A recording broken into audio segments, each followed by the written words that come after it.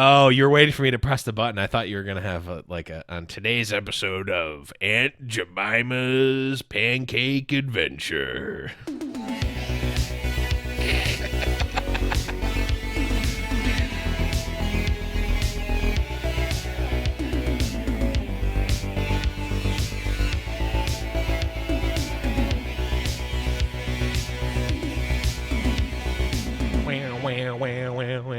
Hello, everyone, and welcome to another episode of Runeterrable Radio. I am your host, Blevins. With me, as always, is the sauciest mailman of all. Saucy mailman. I've just realized something important. During the theme song at the end, the very end, where it says do do do do do do do do, it's physically impossible to hear that and not play air toms. I have this problem. So. True. Yeah, I can't air do it. toms. Air toms. Yep. I apologize, everyone who has no idea what the cold open was about, because we had a little spicy pre-show. We had spicy is the word. It was a hilariously long and ridiculous pre-show, and I had a great time. It put me in a good mood. Yeah, definitely. I'm definitely in a great mood. And you can check that out. Twitch.tv/theblevins on Wednesdays at 8 Eastern. Unless we have a guest, sometimes we move around for guests because we're accommodating. Yeah, I'm the most accommodating. I have an award for that. I have an accommodation for accommodating. I have the accommodating accommodation. Yeah, I saved the economy. Nope, I'm not going there. That was a dumb bit. Wasn't funny. And but we've got a lot to talk about today. Everything from, I think the biggest topic on everyone's mind is Twitch Rivals, which is, if you're listening to this live, is tomorrow, but it's May 14th. 2020. We'll talk about that. So if you're listening to it when this comes out, it's literally today. Yes, right. At noon Eastern, 9 Pacific. So check out the Twitch Rivals channel if you haven't already. We'll be talking about that in detail in a bit. We also have a new patch, Saucy, to talk about. Yeah. And then, of course, we've got a bevy of listener questions, as well as just keeping up with the meta, because we've both been playing a lot and got some fun stuff to talk about. Yeah, it's actually, I really enjoy these shows where it's just you and I, just being able to hang out. Yeah, it's a nice little, I love the guests, and I gotta say, last episode, if you haven't checked out last episode with Hugs, it went above and beyond what I was expecting, because it was like, I never know what to expect with the interviews. It's like sometimes, I've had interviews where it's very straightforward. We go over we always give, the guests a list of questions just so that they're ready, and we're not trying to zing anyone. So we give them the list of topics. Yeah, zing, gotcha. We gotcha to say something you didn't mean to say. Ha ha ha. That's not what we're trying to do. And then we sometimes blackmail them. Yeah, we sell it to TMZ, and their, TMZ's Legends of Runeterra section is really popping off. So, we sometimes we just go through the topics, and it's a pretty straightforward show, and those are good. But we really went into the whole mindset of a tournament competitor, and Hugs is the epitome of OG sort of esports guy in Melee of all games, which is just the old school esports, and that, hearing that mindset, it's with all these Zoomers these days, Saucy, you don't really get that sort of competitive grinder mindset that a lot of us OG MTG PTQ grinders have. Very similar. Yeah. It's exactly. Now everyone just knows about Jaw Hunters. Yeah, everyone knows about Jaw. Ready for this? Okay, that's I'd say that's the only time I'm going to do that, but that'd be a lot. Casanova's in chat. He knows that that's not going to be the only time that's happening. Oh God! But yeah, so long story short, make sure you check out that episode, Hugs. It was just the next level episode. I think all of our episodes are very good. This one was like, it I don't know. I like hugs. I like hugs. Smile. Yeah. But Saucy, we do have a brand new patch here. The very Yeah. first patch since release, patch 1.1. Yeah, it feels weird because like all of the like the patch overviews we've done are like 0 point whatever, and this is the first the first all grown up patch. All grown up. Mhm. Where's the artillery? Yep. So my favorite thing, it's like a bug fixes and you know that kind of patch. It's not like a content patch necessarily, but I was scrolling through this on my phone when it came out with the notes, and the first thing I saw, and this is the thing that's on there. If you're scrolling, you might see this. The first bullet point is removed Legion Rearguard, but it's talking about from an expedition pool. And I was like, that's very spicy. Just removed Legion Rearguard. Damn. They just took a card right out of the game, and it's a one drop. I was like, what is going on? But it was from one of the expedition archetypes. Yeah. Yeah, I mean, there is a patch here. But you know, really the most important thing I think is that they announced how they're going to be patching. They said new version, blah, blah, blah. Starting with patch 1.2, which is in 2 weeks from when this patch releases, we're adjusting how we patch LOR to make sure players on new versions... Oh, okay, so that's actually not important. Basically, we're not getting a content patch until next patch. Yeah, it's more just to talk about, because now we have mobile. Yes. And mobile, it just takes longer for things to get approved through the Play Store and App Store and all that. So things outside you have to deal with Apple and Google. Yeah, things outside of Riot's control, unfortunately. But there were some important stuff. There was some like game breaking bugs they fixed. Like a couple that really infuriated me was an issue where Twisted Fate couldn't be played on a full board to replace a unit, because now you can do that now with units, but you couldn't with Twisted Fate sometimes. And it was like, oh, that's if you're just if you were planning on being able to do that to like win the game, it felt really bad. It felt really bad. Yeah. So they fixed that. Yeah, that feels so bad. Is it just me? And maybe it's just because we now have the option to replace units, but I feel like I've had full boards way more often than I normally would, like previously. Oh yeah. And I think it is, I mean, it's a lot more now we're playing knowing that we can do that, right? Like before it's still like part of the economy. It's like a thing that you have to deal with, like but you can play around it. Like you can play, like if you're, especially, so we'll get into decks we've been playing a lot later, but I've been playing a lot of deep decks. And when you want to play your stupid one drop just so you can mill some cards and then replace it with a Nautilus, like that's a thing that's important. It's my favorite. I love it. But there's some other bug fixes. The now Lee Sin will properly barrier if you casted the spell, which is important. There's a whole bunch. There's actually a long list of bug fixes that they did, which is, and it's all good things. I saw one of the biggest ones for me, besides like the game breaking ones, like obviously you want those fixed, but Pilfered Goods now will more quickly draw its second card. It's huge. It was so weird. That was a huge complaint. It's like it draws the card and then it's like, did the game break? Am I slow? Is my internet down? And then the second card. And it would go, I think it would even go slower if you had the dude that discounted the black market guy. I think it would make them even slower, because I think it was like doing the math as you drew it. And like, that's like when I would have a picture like, first card, okay, I'm timing you 20. Oh, there's the next card. It's like he's got his abacus out, and it's like the Heimerdinger emote comes out with all the math. And he's like, he's really bad at math too. So he's like, 3 minus 1. What does this number equal? Is it 2? Yes. You get your card. Yes. That was so that's just a good quality of life one. But overall, I think quality of life overall, and then once we get the next patch, which will be in a week from now, no, 2 weeks from now. Not next the episode. 26th.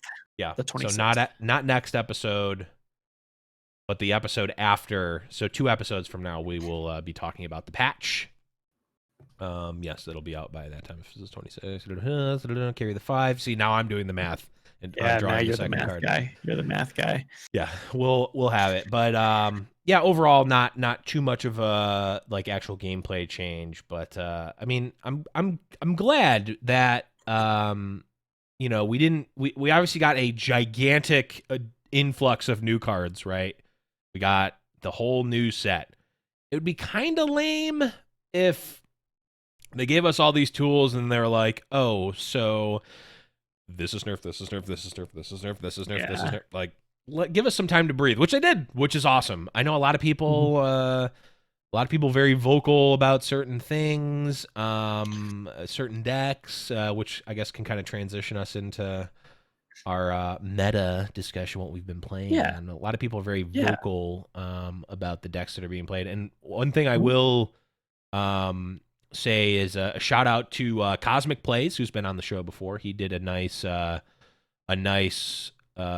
of analysis of the decks that have been played in the meta. So make sure you're checking him out. I know he's in the Discord as well as on Twitter. Check him out and check out his write up and his charts. That's been really cool because it's like, oh man, P&Z Bird is just the worst thing in the world. When it's like actually the numbers kind of show a little bit different.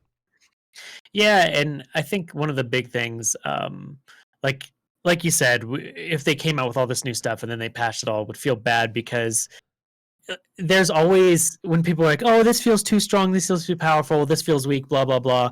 Like when a new set of cards comes out in any card game, everyone wants to play the new stuff, right? And we all forget that things like Withering Wail and Grasp and Will of Ionia are cards we should still be playing.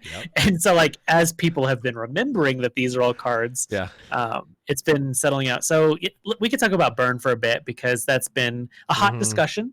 A lot of people have been quite vocal. Either they absolutely love it, think it's the best deck in the world, but there's a large group of people that are very upset about the deck. I've been very vocal and very opinionated about said things. I feel the deck I think it's strong. It's a great deck. If you're trying to rank up, it's not a bad choice. It's quick. Your games last literally 1 minute. You win on turn 1. But I don't think that the deck is broken, overpowered, or uncounterable. No. I think it is slightly overtuned. I think there is it does win like half a turn too quick in a lot of games. Yeah. And that's but not all the time. Like you play all your cards by turn 4 or 5.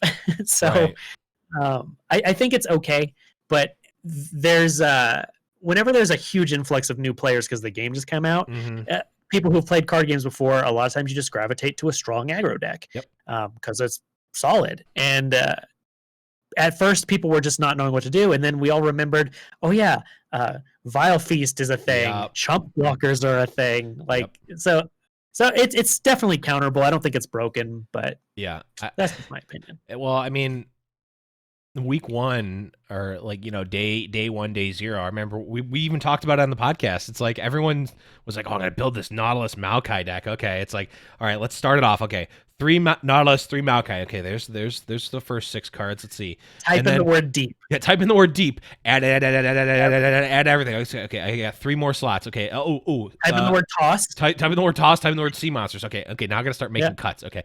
It's like, oh, it's literally 40. It's 40 new cards. Okay. Not a single Vile Feast to be seen. Not a single Withering Wail. Not a single Grass. Vengeance, no Grass. Didn't need any of that. Didn't need any of that any of that old garbage. That if it was so good, why wasn't it in the new set? Yeah. And I mean, we were all doing I was doing the same thing. I was playing so many fun. Karma TF decks that didn't have a single deny, no wills. We're just we're playing new. I just want to be playing Make It Rains 300 times. Yeah. Well, it also even in the tournament scene that I've been following rather closely. We're seeing I mean we've been talking about it ever since the beginning of Runeterra. It's like there's going to the proactive decks are going to be better when a new set comes out because the control decks don't know what they need to block. They're not sure what they need to counter. It's like if you don't have like if the meta wants you to have a bunch of life gain and removal, then but you don't have it in, it's not the control deck's not going to be good. But if you do have it in, it is going to be good.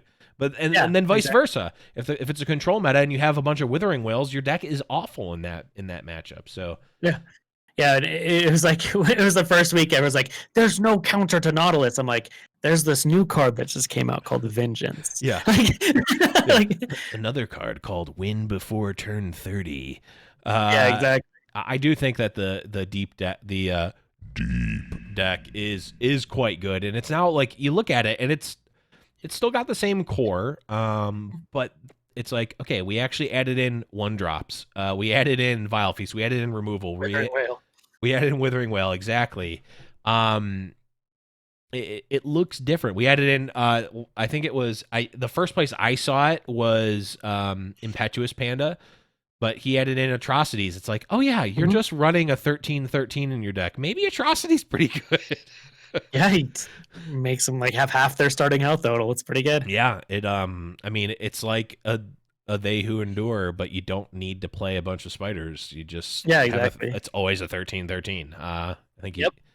you take that. So, yeah, in regards to burn itself, I think a lot of people's problem with it is that it is very like it has draws that you cannot beat.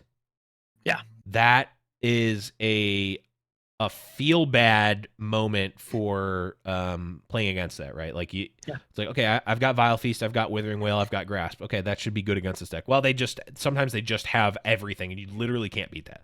Yeah. Um, Now, I was having this conversation with a colleague of mine, and I think one of my biggest problems with the deck isn't even like the deck itself, but so let's say you have someone that's getting into the game, right? They're asking you, mhm. what is the best deck I can play to just learn the game's core? Yeah. And most of us, we steer someone towards like mid-range Demacia deck, Yes. or even an Yes. aggressive like Demacia is like the champion deck for here's how you learn interaction. You have single combat. Yep. Here's minion combat trading.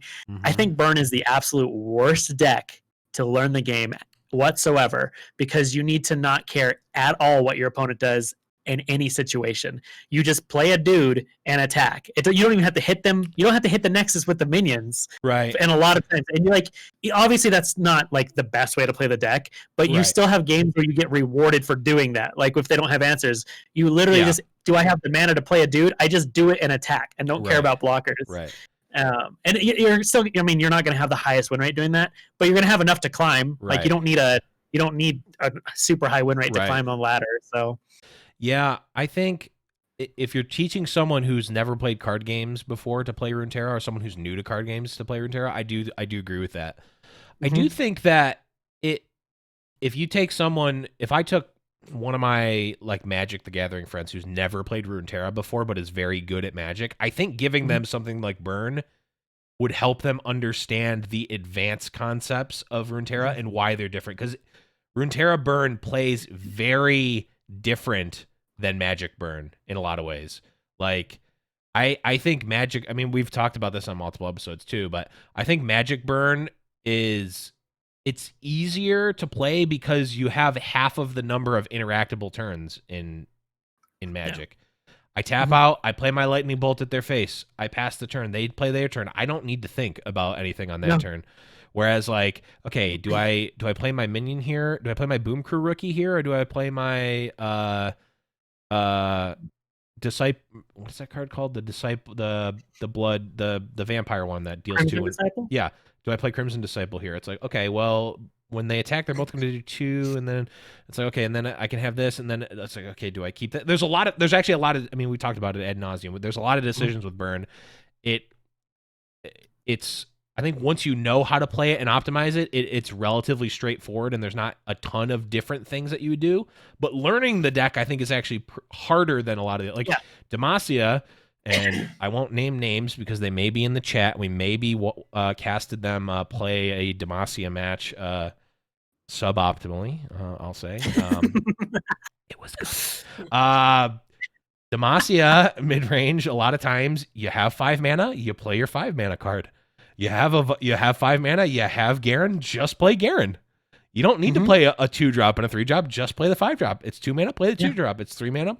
Play the Badger Bear. It's 4. Yep. And I think that's a really good deck for someone who's never played a card game, because Yeah. it's like, okay, being mana efficient is a macro skill to learn in card games. Yeah. It's like, oh, I have 2 1-drops and a 2-drop. It's turn 2. Do I play 2 1-drops or do I play 2-drop? It's like, with irrespective of all other factors, in general, it's probably better to play the 2-drop than it is to play 2 1-drops. Yep. In the abstract. Yeah. It's probably better to play the 5-drop than it is to play the 3 and the 2-drop, because on turn 6 you can play 2 3-drops. You can't play a 5-drop and a 3. All the things that everyone, at a basic level, or maybe a 200 level class knows. Yeah. But Burn, it's like you actually are playing in weird ways, because it's all 1-drops and 2-drops, and it's like, okay, am I playing this now? Do I ever bank mana? It's like, okay, and then you have to get to a point where it's like you get to a tipping point where it's just like, okay, I can, if I have 2 decimates, I don't actually need to do anything else. I just need to cast those decimates. Okay, got it. Which is definitely counterintuitive. But Yeah. long story short, in terms, like, outside of that, in terms of where it is in the metagame, and we'll focus on ladder more specifically here, because I think it is very different between tournament. Mhm. We Yeah. actually saw very little of it in the recent tournaments, at least at the high level. That meta is still developing, but on ladder, it's seen a lot, because, again, like you said, it's fast. Mhm. It has a decent enough win rate. Oh, poor Yeah. poor Gummy's sad, It's okay. because we called him out. I called him out.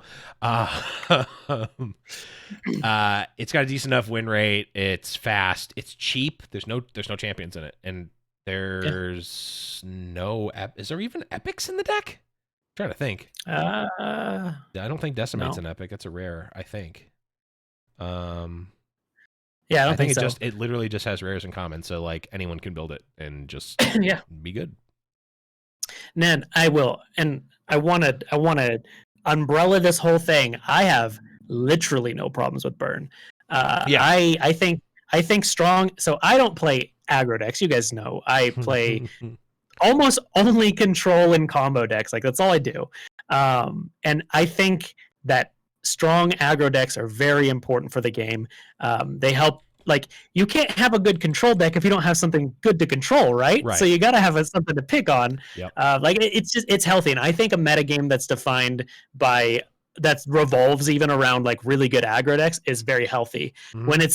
When you have a metagame that's revolving around a very strong combo deck, like if Ezreal Karma is the only good deck, that's when it becomes pretty unhealthy. And that's like, I think that's more tilting to get beat by than Burn. At least by Burn, like, all right, I got shut out of the game by turn 4. All right, that was 3 minutes of my time wasted. Yeah, that is the beauty of Burn, is that when you're dead, or you're dead, you're gonna die, right? There's a point, and it's also very easy to tell because you're dead. Yeah. Against Ezreal Karma, there are points in the game that are probably like turn 6 or 7 where they have a bunch of cards in hand. They don't even need a board position. They have enough Ezreal ticks. They get to it, and the game is over. But the game won't actually be over in the game for another 5 turns, when you're not coming back, bud. They've stopped everything. You have no pressure. Your questions have been answered by Karma Ezreal. It's just they need to get to turn 10 and play the stuff, and you are dead. Yep, exactly. Yeah. And then I'm the guy who's playing the decks that literally don't have a win con, and like I play the type of decks that shouldn't be good. It was I made a friend of the show, Rod Johnson. We were talking the other day about Magic. He was getting so mad because I was defending someone that was playing a Turbo Fog deck. The deck literally, its whole win con is that you can't kill them. Like, that's they don't win, they just never die. And I'm like, that's exactly how card games should be played. Rob was getting so mad at me. Yeah, but what if in your win condition is just keep playing Nexus of Fate over and over and over again? So I heard you like shuffling. Yeah. So what, Evans, what have you been playing? I have been playing Demacia PNZ. It's Yeah, just mono D with Vi. Vi, I will say again, I'm still not excited about Vi. Vi is not an exciting champ, but Vi is very strong. she's just great. She's just super solid. I had my doubts as to whether or not she would replace, some of the 5 drops like Garen or Silverwing Lancer or whatever that card's, Swiftwing Lancer, whatever that card's Mhm. called. It does in a lot of cases. If you're willing to put P and Z in, or go splash outside of Demacia, it's perfectly fine. She has a similar killing power of Garen. Like she'll clock them just as fast. Garen doesn't need anything, or Vi doesn't need any other units on the board to do that. She's just big, Mhm. and she plays way better defensively than Garen does because Yeah, obviously she has Challenger and tough, tough. which is really good. So Vi definitely been up. I've been just grinding with that, but I did also start playing a deck based on a tournament finalist. Who Casanova will remind me of the name of the player because I forgot their name, but it is a Twisted Fate Lee Sin control deck, and Ooh. it has been no, the other, not Guarja. Guarja played Twisted Fate uh Swain, which is another deck I want to try, Mm. which looked really good, but I haven't played that one yet. But I've been playing the Twisted Fate Lee Sin deck. Mm. Presto, yes, Presto, Sasuke, and Lobster were all playing it. That's Um, cool. Deck is really strong, and I think you would love this deck if you haven't played it already. I've also seen it. It's like the Klepto deck that Gummy was running, kind of. Like, it's like the same base, Twisted Fate, a bunch of the Klepto cards, Ionia cards.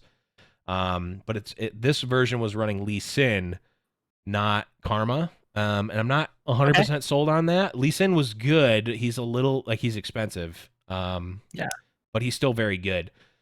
It he can close out games. Yeah, he certainly can. He's definitely one of the win conditions. But like Twisted Fate, every single time I play Twisted Fate or see it played, I'm just like, yeah, this is just the best. This Yeah. might just be the best champion in the game. I think he's the most flexible, right? It's Because there's at super no point in the flexible. game is he unplayable. Like Yeah. he is always relevant at all Yes. times. Yeah. And I really liked playing that deck. Like there's so much interaction. You're drawing a bunch of cards. You're able to like do crazy plays, bouncing things back to your hand, draw more cards. All that, you're drawing your opponent's cards. It's super Yeah. fun, super interactive. I just found that like my games were taking 3 times as long, and the losses can happen. Like it's a strong deck, but man, it's a brain melter. It's like the type of thing Yeah. like I don't ever want to bring to a tournament because you are. I mean, the first few turns kind of play themselves, but not even so. Not. It's like, do I parlay their face? Do I save it? Once you get to like turn 5 or 6, the lines need to be thought out multiple turns ahead, and you are reacting to all sorts of stuff. It is a mind melter. Very Mhm. good, and I think expertly piloted, it's going to be a very strong deck, and it's a very strong core of cards, and there's a lot of flex spots too. Yeah. Um, Yeah, I agree. so that Yeah, one, I haven't yeah. I haven't played the Lee Sin one, but that sounds pretty sweet.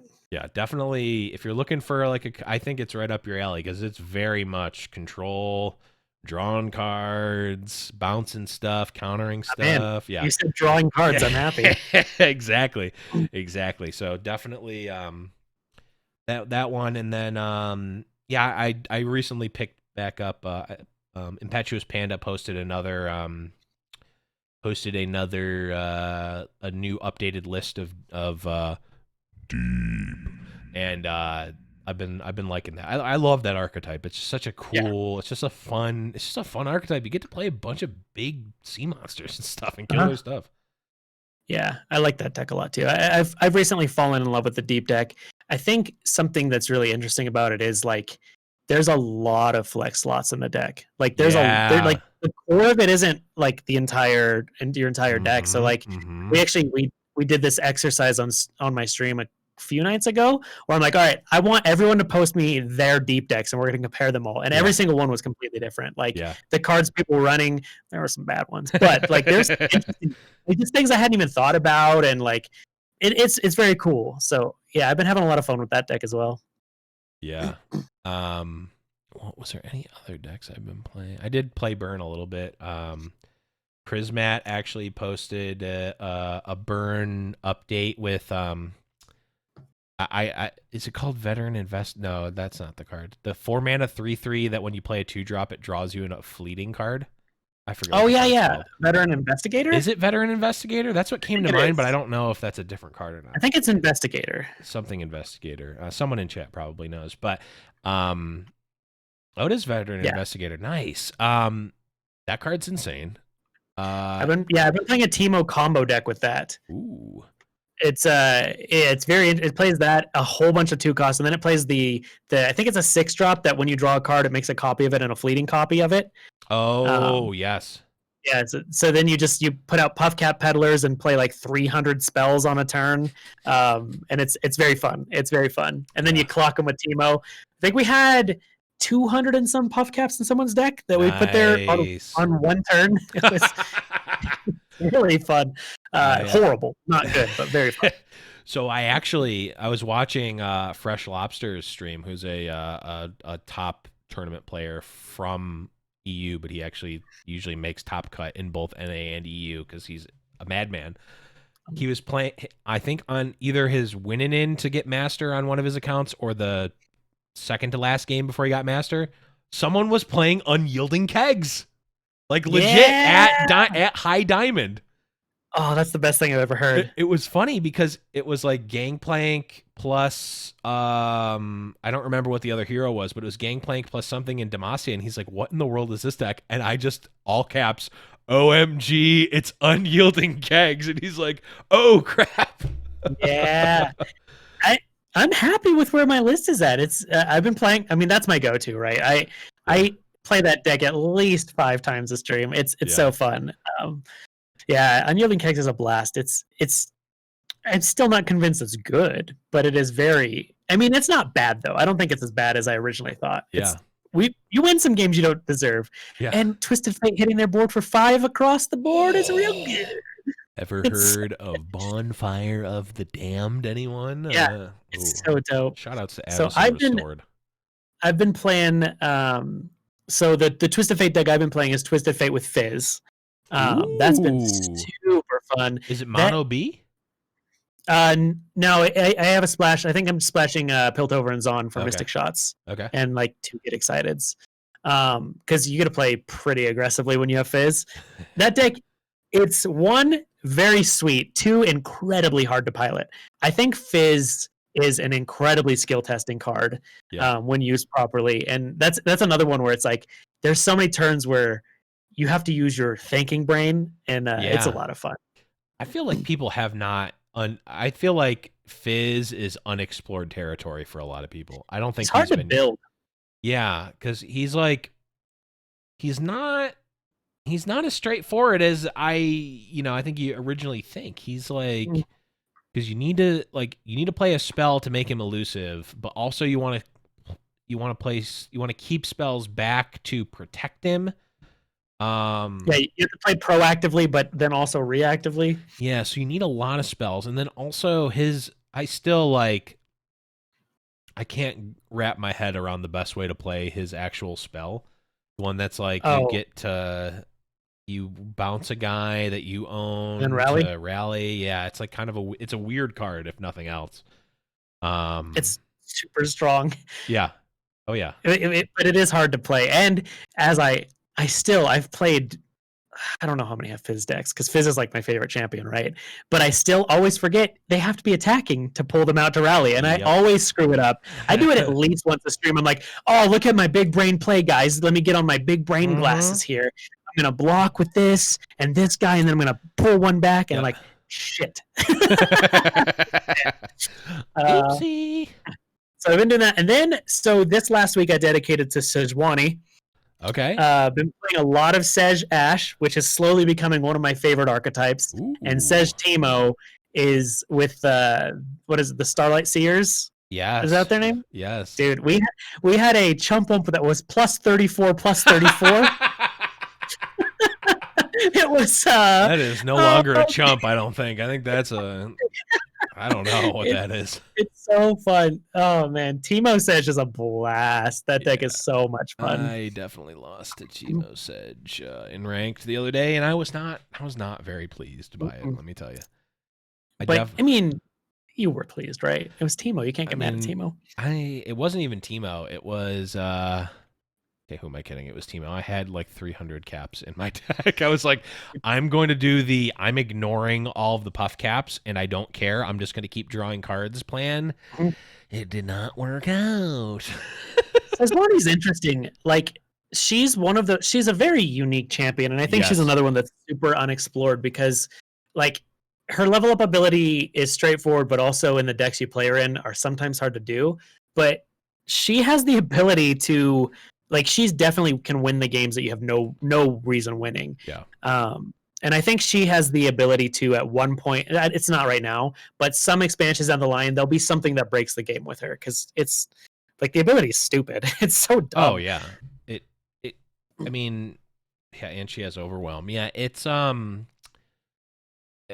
puff caps is cute because she just freezes every turn. But then I mean the like level 1 is just the Noxus cards, the Swain cards, right? Yeah. The catapult or whatever it is. That just which is insane in that deck. Because if you have her at the catapult, their stuff's just frozen forever. Right. I think that's actually, like, I was tinfoil hatting this. I think that's actually one of the reasons they made it to where you could play units when the board is full. Because otherwise, your opponent could literally never play another creature again. It would lock them out of the game. Oh, you're right. No, I don't even think that is tinfoil hat. Yeah, like I got into this discussion because I was playing it a lot, and like I was playing it with Ash. So you have City Breaker, her, and Ash out.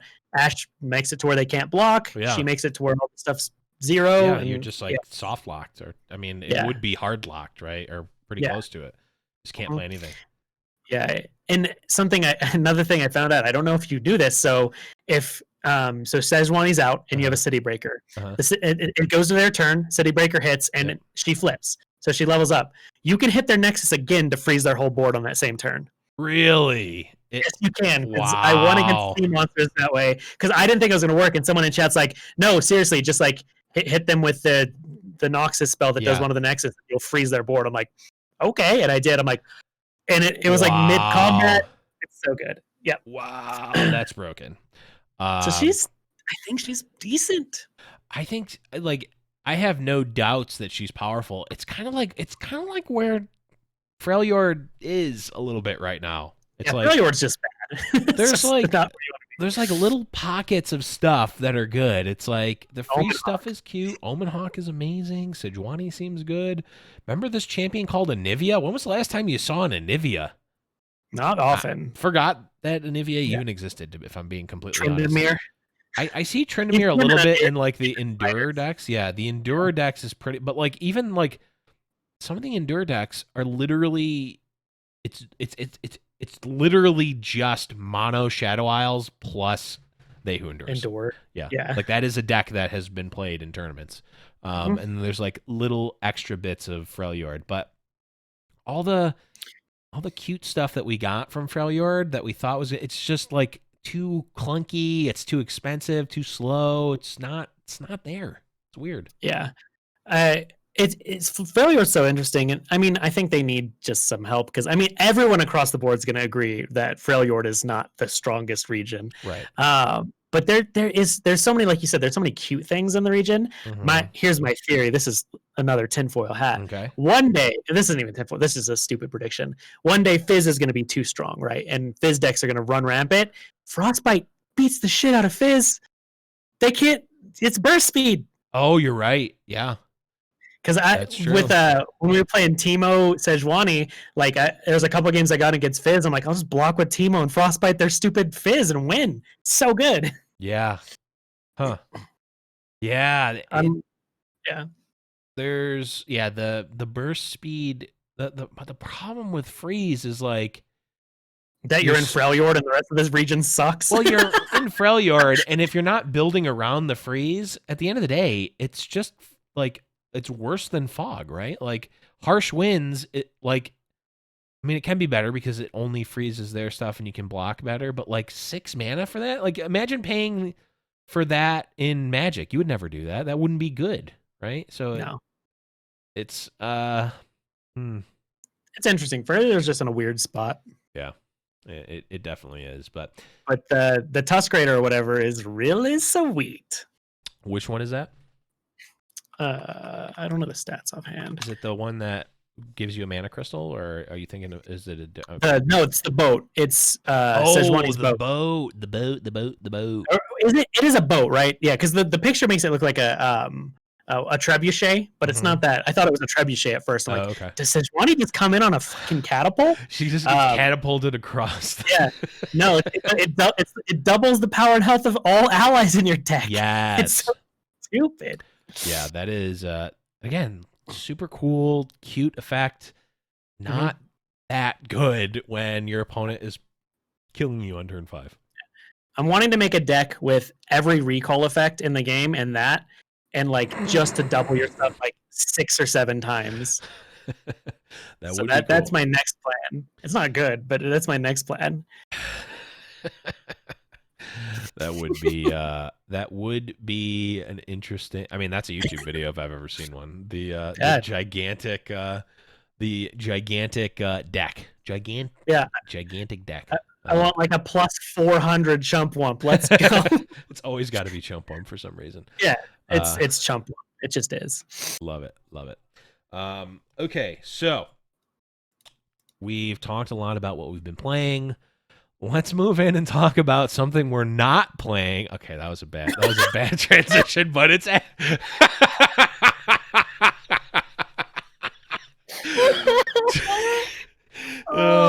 it's funny because it's sad. Twitch Rivals Legends of Runeterra.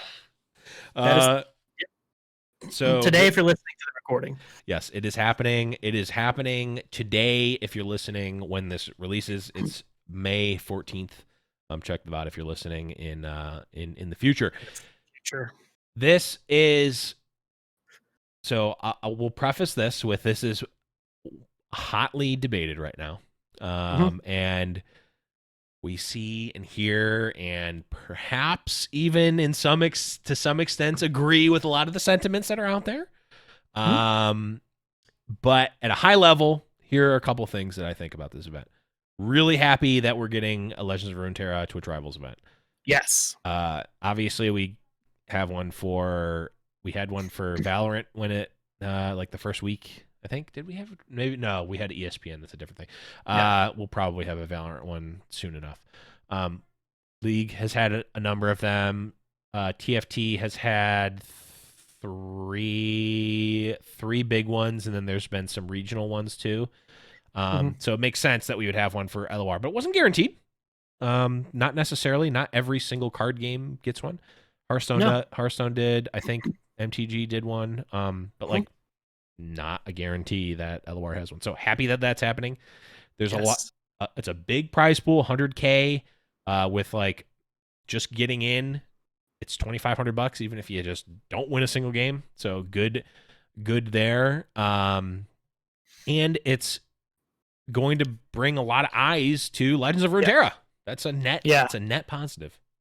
Yeah, at a high level, this is a good thing for anyone who plays the game. If you're interested in the game, if you're serious about this game, which you obviously are because you're listening to a podcast dedicated to it. Yeah. It's a net positive for all of us. The more people that play the game, the better off it is. If it is more successful, you can guarantee Riot's going to put more money into it, which means more different tournaments, more new bomber jackets, all the stuff we're all needing. Yeah. So no matter what, it's good. I want this to be successful. It'd be so cool if there's a whole bunch of eyes on the game. Yeah. If we could get people from if we can get more tournaments and competitive play for this game takes off and it does well, we'll get a lot more pros, a lot of people switching over. And that's just good. There's no bad about that. Right. The criticism, the pushback that we've heard from a lot of people in the community on Twitter and all sorts is that by my estimation, I'll say I'll generously say that there's 5, maybe a few more here and there that I'm just not familiar with. 5-ish of 16 that are like full-time Legends of Runeterra streamers or players that are really or tournament players. People that are passionate about the game that Yeah. it's about. Being a person who has casted more Legends of lot. Runeterra than most other people, obviously Casanova has the crown there, I believe, unless there's someone that we just don't know about that I haven't seen. You know, the number of people that in this event that I've seen in tournaments that I've casted over the past 2 months is 2, I think. Swim and Mogwai. Mogwai.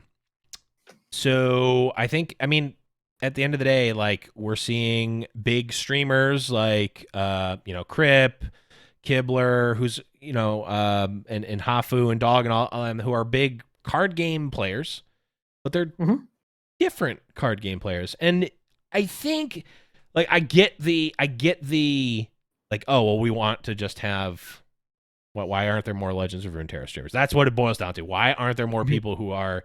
Why don't we have the top people on the ladder or the top streamers in Legends of Runeterra? We have a couple of them.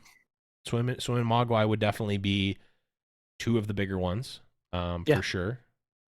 Like endemic ones. But I'm so torn. It's tough because it's the double-edged sword, right? Because looking at the positive, all of these people who aren't primarily Legends of Runeterra's content creators, right? They're still big names on Twitch. They stream to thousands of people. If they do this and their fan base goes to support them and watch this and they go, oh shit, this game looks really cool, and they get into the game, that's what I would hope the goal would be, right? Yep. But then the other side is, how about all these people who have been, since the first day of the game, grinding it and like putting their heart and soul into it? No representation from them. So it's tough, right? And I don't blame the event for it or the people put it on. Like at the end of the day, people with large fan bases, whatever, they're going to bring in a lot of people and a lot of viewers, and you want the event to be successful. And if this is one of those things, like, man, this Twitch Rivals was like one of the highest viewed ones we had for this game, Legends of Runeterra, then all of a sudden that's like a huge thing, and then Twitch is like, oh yeah, let's put on more things for this game, and if we can get more events, that's great, then we all win. So it's tough. I'd love that, but it's just hard because card games, we don't have the same viewership as like Counter-Strike or Valorant or something like League of Legends. But who knows? People like League lore, so maybe they come over to the game. I don't know. Yeah, I think it's bitter. It's not even bittersweet. It's a net positive thing. It's all good, right? There's no bad from it. It's just like I would have liked to see a couple more endemic people, but for the first one, at the end of the day, to take the podcaster hat off and put the just business hat off, like they want more people watching this, right? They want to promote the game from both Twitch and from Riot and from just everyone involved. Riot's going to obviously want more people to find the game, and like by putting out, like they're trying to get the people they don't already have, right? And like, so it makes sense. The Twitch Rivals of series has always been a streamer content marketing promotion tool. Even though, like the thing that is kind of like contrasts it is that it is usually like it's a competitive format, right? Like it's the pretty much the standard tournament format that we've been seeing lately. It's best of 3, conquest, 1 ban. Like it's pretty much what we see weekly at a Jam Fest or a Duels of Runeterra. And also there's $100,000 on the line, which is like obviously way bigger than anything that we've seen so far because it's Twitch money, etc. So I'd like to see, obviously want to see that get spread from throughout the endemic Legends of Runeterra people. But on the same on the other side of the coin is like you don't want to market to the same people that are already watching and playing your game, right? You want to get new audiences. So it's not even a double-edged sword. That's not even the right metaphor. It's like there are two sides of the coin, and I think both are good. It's just one side is, I don't know. I don't even have a good metaphor. It's all good. It's tough. It's tough, and like, of course, like I'd like to see more people from the actual community involved in it. Like, you know, like you said, you're casting all these tournaments with all these people that are playing on all these tournaments all the time and are passionate about Runeterra, grinding the game, know the matches in and out, know the cards, they know the voice lines. Like all of us who have been putting, like, I mean, obsessing over this game. Like I'd of course rather like to see a lot more of that in a tournament of the game. Yeah. So yeah, I mean, obviously, we got someone posted in Discord like asking if we got invited and torn it down or something. Like, no, like obviously, if I got invited to play the thing, I would play the thing, right? Yes, the 2,500 minimum wasn't quite enough for me to participate this time. $100,000 first place. That's not even enough for me to wipe my ass with. $100,000. I hope that's an appearance fee, darling. Yeah. I don't know why I turned it into Nigel Thornberry there, but so I think what would be cool, and what I think we saw more of on the Magic side, if I recall correctly, was like it was just a bigger tournament. It was, I think, I want to say there were 60, like there was a lot of people playing in the Magic side, so it's like maybe like keep the same exact prizes, right? Just have the invites be like, make it 64. Get some of the mid-tier, smaller, get more of the endemic people, get some other, like, I think that, I mean, it's a different event, right? This is, they want to do the first one big. They want to get as much exposure as they can, as early as they can. So I get them for that. I hope that if there's another Twitch Rivals or invitational style event, that maybe it's a little bit of a bigger bigger time. But then at the same, because at the same level, like, is Crip going to play in a 64-person tournament where there's no guarantee? Probably not, especially if it's a game he doesn't play. Unless there's appearance fees, which we don't know about, and they won't tell us, right? Yeah. Which there could be, but I think, like, that's the incentive for, the dogs, the Crips, the Hafus, the those the Kibblers that don't really play the game, or at least don't consistently play it and don't play it at tournament level. That's why they're playing this, right? Essentially, the prize money is their compensation for what they bring, which is a marketing piece and more eyes on the game to play the game. So that's what it boils down to, which I get leaves like a little bit of a sour taste in the mouth of people in the community, and I get that for sure. But I think we just have to, as a community, look at it as a positive, because that's what it is. Like, this is a cool event. Didn't need to happen. It wasn't a guarantee that it was going to happen. I think it's just it's really cool that we're getting a Twitch Rivals for LOR, and I'm glad that it's happening. Yeah, exactly. I'm happy that it is a thing, and no, I'm not bitter and angry that I'm not a part of it. I'm totally fine. Yeah. Next time, Gadget. Next time. And let's be honest, it's just because the appearance fee wasn't quite enough for me. Yes, I need $100,000 guarantee. Exactly. Okay. Speaking of $100,000 guarantees, I got no transition. I don't know where I was going with that.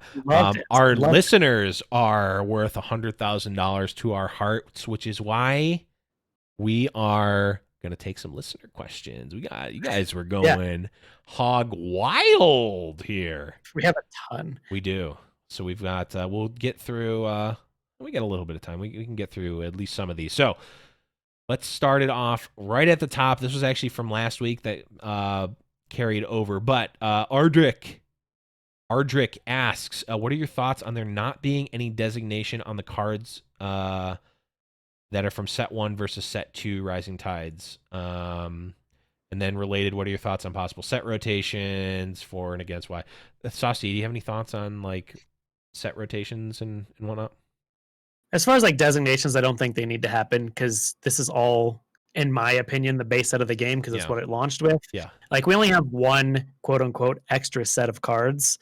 And for everyone who keeps popping around, complaining like, oh, when are they going to release the next faction? Like, it's been a couple weeks. Calm your ass. I Like, know. you'll get a soul at some point. I How want come him we to. don't have another game already? It's like, Yeah. So, are you set ever happy? rotations. No, I'm never happy. Set rotations, in my opinion, I mean, there has to be formats once the game gets too large. Like, trust me, I've been around Magic long enough. You don't want there to be no sort of rotation whatsoever, and everything just be fair game. That's where the game devolves into nonsense. So, breaks. I mean, right now we don't need anything now, but I think, I mean, it's going to model other competitive card games, and there'll be formats of some sort. Mm-hmm. I think we're multiple sets. We're multiple sets away from that. Yeah, exactly. I think I agree. There at some point there's a tipping point. I'm sure there's some game theory behind like what the number of unique objects in an environment are that make for optimal play style. I'm not that person that knows that. Yeah. I'm sure that there are people on the team that have a better understanding of that, and they're gonna be able to do that. Well, and also, like, from a game design standpoint, you don't want it to be like, you don't want future card design to be limited by previous cards. Yes, exactly. And like, we in early days of Magic, and still in Magic, like, that's always an issue, because you're like, this card that we're making, we want to make it, but if it's in the same set with this other card being legal, it is gonna break the game. Yep. And there's a lot of things that you don't want that to cause. Right. Yeah. I mean, how many years was it before Wild became a thing in Hearthstone? Yeah, exactly. A lot. We had a few.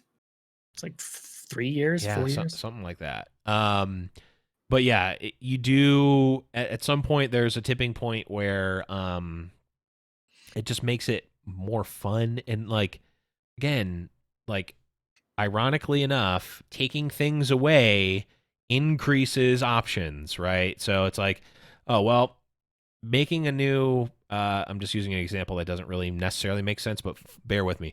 Making a new 5-cost Demacia champion is completely irrelevant because we have Garen and he's always good. So either we need to keep making strictly better Garens over and over again, or if Garen's gone, then we can have a full bevy. Maybe, Quinn starts to look more interesting if you want to go more aggro. Maybe we can make a more controlling 5-cost Demacia card. But it's like, Garen's right in the middle and he's super good. There's no reason to play anything else. But taking Garen out can open that up. That's the sort of mindset of like, we can take away these older cards. Maybe they do. I don't know how they're going to do it. Maybe they don't have to. They're not bound by any sort of rules, and that we've already seen a lot of these classic rules of card games. They're ready, willing, and able. Throw it out the window. To get them out of here. Get him out of here. Get him out of here. So good question, Ardrick. Appreciate that one. Do you want to pick another one, Sasha? Yeah. Well, this one seems important. So Genghis Tron asks, what are your tier lists for emotes? Ooh. And which emotes give you the most mileage? This is tough, but I have a standard layout, or like loadout, that I use for emotes. Okay. My favorite emote is Thresh. Okay. I love the Thresh emote because you can use it in a not so toxic way or the most toxic way, and I love it so much. I love Thresh. Vlad is very good as well. Vlad is my go-to right now. It might Vlad be. Is real good. It's my new Shen. It's my new GG. I use Vlad. I use Vlad over Braum. That's my starting, because it's like, they're like, hey, how's it going? Like, good game. I'm like, no, it's good game for me. Yeah. Cheers. Cheers to you. Yeah, I like him a lot. I have been recently really liking Lux, who's just like the thumbs up, because it's like, especially when they like, I use it in the most toxic when they make a misplay. Like someone like completely misplayed around my Lee Sin. Like they didn't know how the dragon kick worked. They did all this work to like break the barrier of Lee Sin when it doesn't actually do anything on attacking, because the dragon kick just goes with a. So I just like they did all this work, and I just give them the thumbs up, and it just does not work out at all how they thought it would. Oh yeah, that's been a good one. And then the other one that I've been getting a lot of mileage out of is the Quinn in Valor one. Oh, I like that one, because it's like, when they make a suspect play, I can be like, I don't know how I don't know how I feel about that one. And then also when they get really lucky, I can be like, It's pretty good. That's pretty good. I like using that one. I think the best time to use it was when you have the opponent that uses the Heimerdinger emote 38 times in a row, and you just use the twin one once, just like, Yep, good. You have to be ready to counter emotes. That's for sure. Yeah, counter emotes. I mean, there's going to be a huge meta game around this. You need to know. So thumbs up is great. It's always on my my board. Although I did see you yesterday on stream, Saucy, when you were playing a Poro deck. I put in only Sad Poro. Yeah. If I'm playing a Poro deck, I only put in Sad Poro. All 6 slots are Sad Poro. So strong. It's on theme. It's on theme. True. Okay, let's here's a good one. From Command What, who's actually in chat right now. They asked, how can I stop getting stomped in my expeditions? And what I would say is take a look at the video that Saucy and I made about expeditions.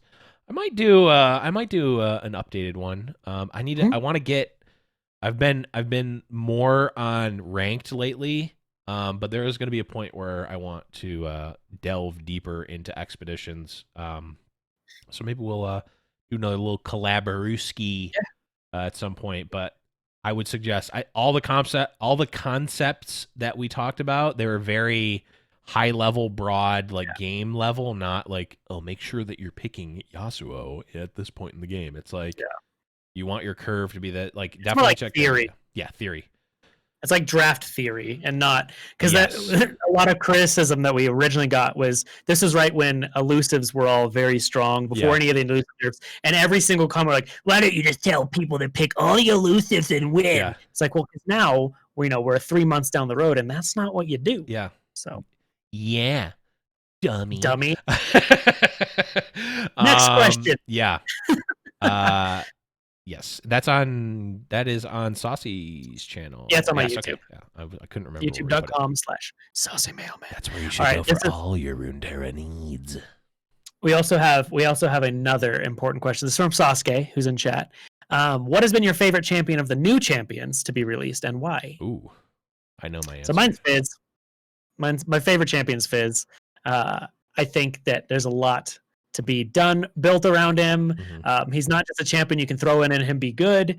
You need to actually think about why you're playing him, and he's adorable, and his voice lines too damn cute. I love that. Like he's like in his own way. He's toxic without knowing he's being toxic, like personality wise. Yeah. Because like he's just having fun, right? Just being playful, but he's like smacking them in the face and calling a big shark to eat their ducks.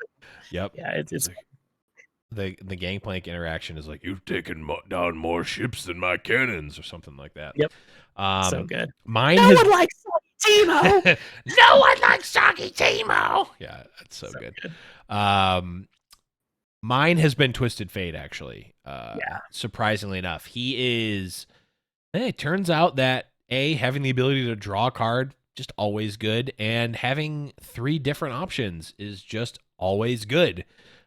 He's been super versatile. He's been just been good all around. So it's got to be Twisted Fate, and he's just a cool guy. Yeah, Twisted Fate, like from a usability standpoint, I think is like my favorite. But as far as like a card in itself, Fizz. Yeah, for sure. Okay, let's see. Okay, next question. Yeah, Maokai is also another one. Okay. Silent Eric asks, what champion did you used to see quite a bit but don't see that much since the expansion? I mean, we talked about one before, Anivia. I don't remember the last time I saw Anivia. Yeah, Lucian. I see him less. He's still around, but I see him less. Yeah, I have seen him a little bit in some like tournament meta, but I don't see him on ladder really at all. Yeah, I know. Like as far as champion that I used to play quite a bit that I don't anymore, it's Callista. Callista was like my favorite card that I built. I mean, I at one time had 14 Callista decks or something unreasonable. I don't have a single Callista deck right now. Oh wow. Sad I haven't found a place Callista. for her. You just turned your eye away from Callista's backside. Yep. Maybe I need to make her with Tusk Raider. Ooh. But then it doesn't work because then your other things that die are too big. No, wait, it doesn't count the buffs. I don't think she counts buffs. Interesting. All right, we're gonna theory. I'll need Space Coast gamers to help me build this. Yeah. Yeah. Next question.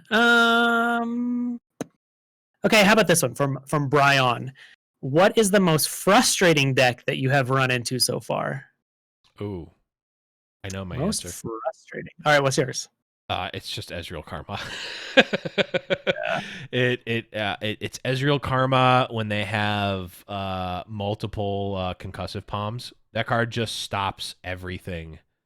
Yeah. It's like super Vile Feast. Yeah, the Ionia tools we got are some of them like Deep Meditation's a little bit overtuned. Yeah, very like good that card.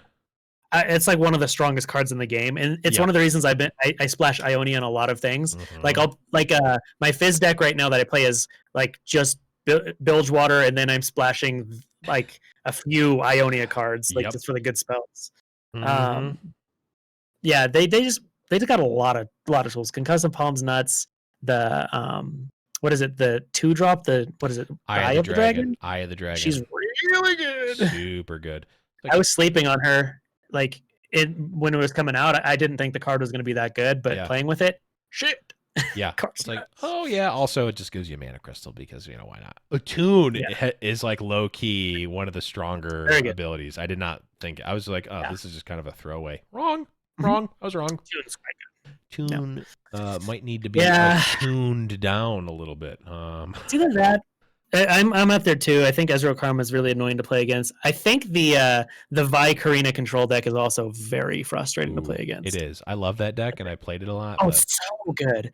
I think it's one of the best like choices right now to be laddering with. But dear God, when it gets going, it's so frustrating. It's so frustrating. I still think that there's some optimizations to that deck that can happen.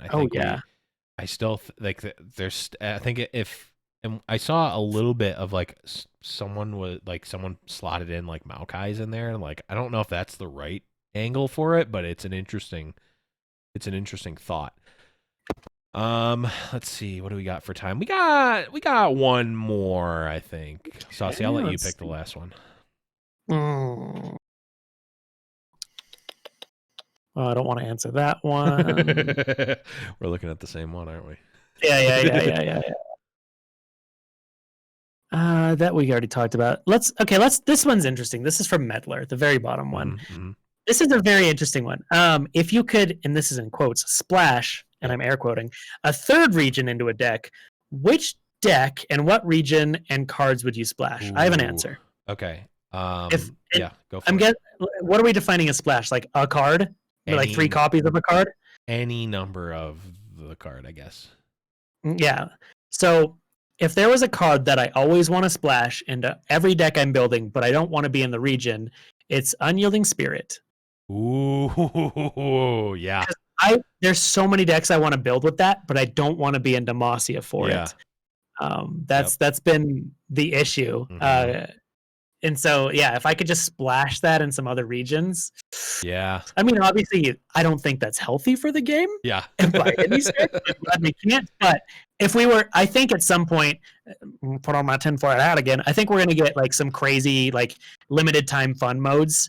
And I could see a mode where it's like, you can splash one card from any region in your decks. And that would that's my choice. Yeah.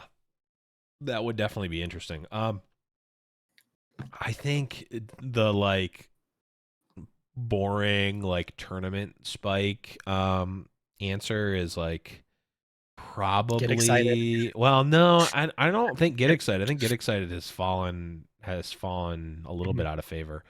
At least in some cases. I think we just talked about it, Deep Meditation. Like it's just like any like I want to play Twisted Fate in a lot of different control. Like I would love, like, oh my god, imagine Twisted Fate, Bilgewater, Ezreal, like Ezreal, Twisted Fate, like Bilgewater, PNZ, but like you can take some of the like weaker card, like weaker Bilgewater cards and weaker P&Z cards out of that, and just put the good Demacia card or Ionia cards rather. Like That Will deck, of Ionia and Deny. yeah, Deny, Deep Meditation, Concussive Palm, like it's like, man, I actually just want to run those, and it's like, oh, but then I don't get to run Twisted Fate, and I don't get to run. I guess maybe I just want to put. I could just put like the Make It Rains in Ezreal Karma. That's probably it. Yeah. That it's decks like that like that. Just the like level 1 thought about it for 2 minutes that like make me realize that it's probably not a good idea to have 3 regions. Yeah, and we were talking about this the other day as well. Like, someone's like, "Do you wish you could just put any regions with each other?" I'm like, I'm glad that it's not, because if we had the option to just slot in Deep Meditation into like a Shadow Isles, anything else like Shadow Isles Bilgewater control with Deep Meditation or something like, or Shadow Isles Freljord control that's now able to run Deep Meditation, Deny, and Will of Ionia with alongside Avalanche, and it's not a good idea. Yeah. Again, removing or adding restrictions ironically expands the creativity and expands what can be played. If it was, you can run any, like, regions don't matter. You can run anything and anything. It's like, okay, well, we no longer see these. We only see the top 30% of cards ever played. Yeah. Like you see it in Magic, you see it in Hearthstone, you see it in all of the card games, you see it everywhere. The top 30%, I don't know what the actual number is, but the top X% of cards are the ones that are only ever played. Everything else, unless it's super niche or like a combo deck or something specific, just never gets played. Just doesn't get played. And that like goes against one of the core philosophies of every card in this game having a home somewhere. Yes. If they just all of a sudden you only play, and like everyone who's played Magic, and I know Blevins has the same thought. Whenever I'm looking at a set release for Magic, I'm like, oh, this card's cool, doesn't see play. This card's cool, doesn't see play. Like, this is just limited card. And I'll go through the set and be like, man, there's like 3 cards from this set that are pretty good of this 300 card set. Yep. Sweet. There's 3 that are pretty good. There's like cards that will be players in standard, and then there's like the secret ones that like in some formats they would be insane, some they're not, so you're not sure, and things that come out of nowhere sometimes, but usually it's like 75% of this is actual just like garbage. If you don't draft, you'll never see it. And then there's like some cream that rises to the top. But speaking of rising to the top, I don't have anything. But I thought you were going to say, speaking of cream, and then end the show somehow with that. Speaking of cream, we have come to the cream of the show, which is the end. I know everyone was just waiting for the end. So we're here. I know I was. Oh, I'm just kidding. Joking. I'm just kidding. I like the end because then we just get to hang out with chat. That's true. That's going to be it for the show, guys. Thank you, and gals, and everyone listening. Thank you, everyone, for listening. Make sure you check out Twitch Rivals tomorrow/today/ check out the VOD if you're listening in the future. It's on the Twitch Rivals channel and all that good stuff. Saucy, where can people find you on the internets? Who, me on the internet? You can find me at saucymailman.com, which is my website, or just Twitter, Twitch, all those places, YouTube, just Saucy Mailman all over the internet. All over the internet. You can find me as well as the community for the podcast, discord.me/Runeterrable Radio. Definitely a good place. I try to post everything that we're doing. Saucy, when you go live, you throw it there. When I'm casting tournaments, usually with Casanova, who I think was hanging around, we throw the links in there. All of the stuff that happens with myself or Saucy in the Runeterra world generally ends up there. So definitely make sure you're going to discord.me/Runeterrable Radio. Also, and I can't say this about every Discord community I've ever created, it's not just a promo bot. Like, there's a lot of really great conversations going on. And you guys are amazing, the community and everyone. So thank you so much. Especially if you're like, if you're wanting other people to help you with deck building or to give you insight on deck. Like, anytime someone's like, hey, Saucy, what do you think of this? I'm like, just throw it up in Discord, because there's like 30 people at any given time that are like, yeah, I'll help you build this deck, or I'll help you with your matchups. Like, it's great for that. People really want to help, and everyone has been super, super nice and fun, and all that stuff. You guys are amazing, and we really do appreciate that. If you want to see my other stuff, you can follow me on Twitter at @the_Blevins on Twitter. If you want to see the show live every Wednesday at 8 Eastern, unless there's a guest, again, we accommodate that. But generally, 8 Eastern, twitch.tv/theblevins is where that's happening. But that is going to be it for the show today. Hope you guys enjoyed. Let us know in the Discord what you thought. And if you guys have any other questions, we'll get to them in a future episode. But for Saucy, I'm Blevins. That's going to be it. We'll be back next week when we will be talking about more Legends of Runeterra.